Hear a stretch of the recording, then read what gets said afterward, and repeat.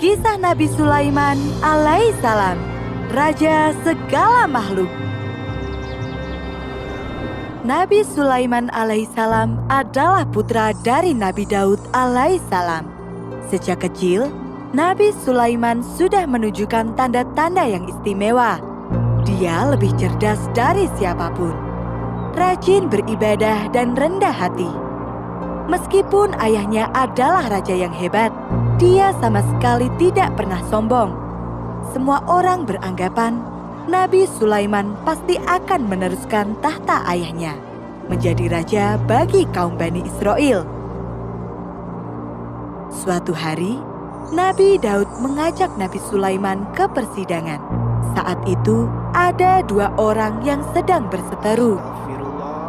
Baginda Raja, domba-domba miliknya masuk ke perkebunanku dan menghancurkan semua tanaman milikku.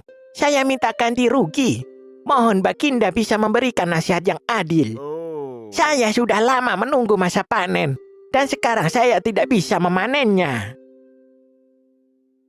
Nabi Daud bertanya kepada pemilik domba, apakah benar dombanya telah merusak perkebunan itu? Dan si pemilik domba membenarkan hal tersebut. Kemudian, Nabi Daud memutuskan pemilik domba harus menyerahkan ternaknya sebagai bentuk ganti rugi. Keputusan itu disambut gembira oleh pemilik kebun. Namun, keputusan itu terasa berat bagi pemilik domba. Nabi Sulaiman meminta izin kepada ayahnya untuk memberikan saran. Untuk sementara, pemilik domba harus menyerahkan dombanya kepada pemilik kebun.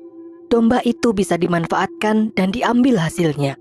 Pemilik domba juga harus memperbaiki kebun yang rusak sampai kembali seperti semula.